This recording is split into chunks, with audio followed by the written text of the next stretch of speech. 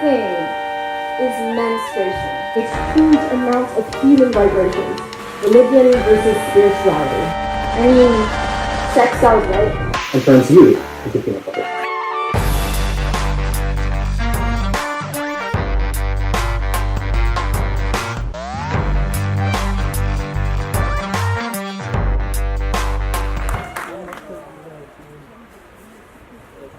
Social media.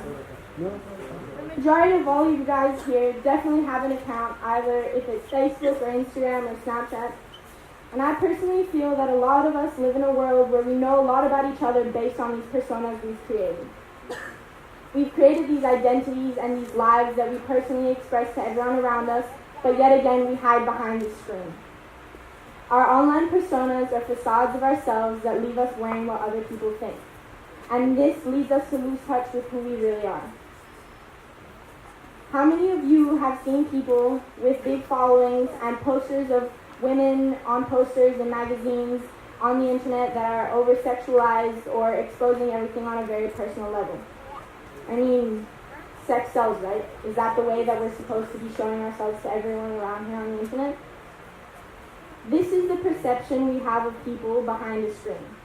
This is the way that they present their lives to be, and there's a lot of people out there who are a part of this, including myself. But there are a lot of people out there who have it a lot harder than I do, but this is the way that I'm going to tell you guys about it. 3 years ago, I started my first account. Where at first I didn't take it seriously at all, and I thought, well, may as well, everyone's doing it, I'll just show everyone what I'm doing. But then I realized that engagement was going up and people around me their following was growing as well, and we were obsessed with these little profiles that we've created. I mean, we live on an island where it's super beautiful and we're expressing what we live around and what's going on around us, and people like looking at this. From a few people to thousands, it was growing a lot. And I was becoming obsessed with the way I looked and the way that I was showing myself to others. Brands and photographers and other people were speaking to me to try and work with them, but all of this was revolved around Instagram. Then I realized other people's comments who were writing things on my photos, saying things like, look at her body, or she looks perfect, or their life is amazing, why can't I look like that, or why am I not the way that she is? At the time, I thought these were compliments and I liked the attention. But if for anyone that knows me now, if you bring this up, it's the most awkward thing. I don't want to talk about it. I had fallen into a hollow abyss of anxiety, constantly worried and obsessed with the way I looked and what I was posting. It's very easy to take a photo of yourself and put it up on the internet and step away from the screen and let people look at it. But it's very different when you're personally exposing yourself right in front of people. I was exposing myself on a very personal level, and this is a facade I created to keep up to other people's expectations. A lot of people only focus on what others have rather than realizing what they have. Then I slowly realized that a lot of younger girls especially, and people of my generation, were wanting to look like other people on the internet. They thought that their lives was all that they showed. I mean, who's going to show the bad parts of your life? You don't want to tell people that. You're not defined by what someone else thinks, or trying to be like someone else, or follow someone else's life. We're all here to try and present ourselves the way we want to express it. And this makes us lose touch with what's going on inside. Rather than using it as an outlet to express and tell people what's going on, it's a very powerful tool that everyone uses. People interpret you first if they've seen you online, and then when they see you in person, they have a completely different perspective on you. That's if they really care. This only didn't just happen behind a screen. Then it came down to going to public events that you were invited to through social media. At the time here, you also had to keep up the exact same image you presented behind your screen. And this still was me being worried about what other people thought, rather than realizing that if I just calmed down and did the way it was, this is how opportunities opened up to me.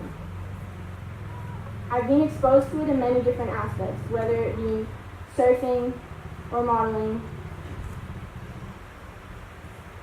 About a few months ago, I went to Australia for a surf contest that I've been wanting to go for a really long time, but I never really had the courage to go. And a friend of mine, she dragged me into going, and she said, you have to go, it'll be really good for you. During this whole competition, everyone was basically had a big name and everyone knew who they were, and I was there just trying to have fun or compete. And I was also worried of how I looked like to other people. But all we had to do, we were all there for the exact same reason, which was to surf. There was a bunch of people that I was inspired by, and I had to be there to impress the people who sponsored me or helped me get to where I was.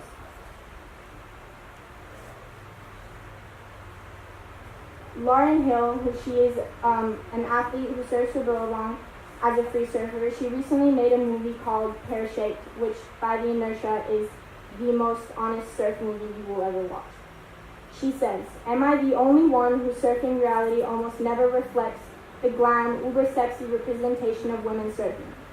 And why am I only seeing tanned, hairless, airbrush perfect women define what it means to be someone in the water?" I completely agree with what she's saying. The media exposes women in surfing as to be super skinny, tan, tall, lean, ripped, whatever it is, but there's so much more to it. A woman can't mimic a man surfing, and no one can mimic each other surfing. A few months ago, I got asked to do a shoot for a magazine who I read a lot. At the time, I said, "Yep, sure, I'll do it, no problem," because I wanted to be put up with my name alongside people who had a bigger name than I did. I didn't realize at the time that all they wanted was me to be a girl who was paddling so they could see my ass in the photo. And people were then telling me, "Wow, Alessia, that really brings out the way you surf, or you really, this is you." But it's not. As you can see in that photo, all I'm doing is paddling, basically doing nothing. Anyone can do that. Any of you guys could do that. I had no idea that this photo got printed in the magazine because apparently that it wasn't supposed to be printed. And yet I had to be finding out that I picked it up and I looked through it and then I saw that I was there. So no one told me about it. It just basically went hidden. And this has happened with a lot of things that I've done. I'm a girl represented in the media that I do it myself, basically as a sex icon, especially in my past. Lauren Hill then says, "I am bored with the representation of women in many of our media outlets, always hinging on some sexy angle, especially in the non-competitive free surfing or lifestyle realm of women's surf, on passivity instead of ability." A lot of you may be asking yourself, who knows me, I'm still doing this. I still do it. It's still a way that it is something that I do every day. But I've slowly started to try and figure out of how I can slowly represent myself the way that who I really am, rather than getting caught up about what other people want me to look like or what people want me to show. It's a very powerful tool in which that we can express anything we want to say and people will look at it, especially for a lot of people out there who have massive followings. People look and they follow about what these people do. There's people out there who are obsessed with these images and people who present themselves on the internet. And this is us who need to start shaping who we are and express what we want to say rather than just trying to be what someone else wants you to be. And for younger girls, or our generation especially, is to not get obsessed with the way you look. These are very simple appearances from the outside, but very, very complex realities. It's a very good way to get inspired and motivate and be motivated by what's going on around us. And I'm super grateful with the way that I've been exposed to it, because then I wouldn't be the person I am right now. It's an up and down experience, but it's opened so many doors and opportunities and so many people that have helped me along the way. Just don't lose touch with who you really are and obsess with the way that you present yourself online, or looking at other people's profiles and trying to be that the way they are. Thank you. Woo!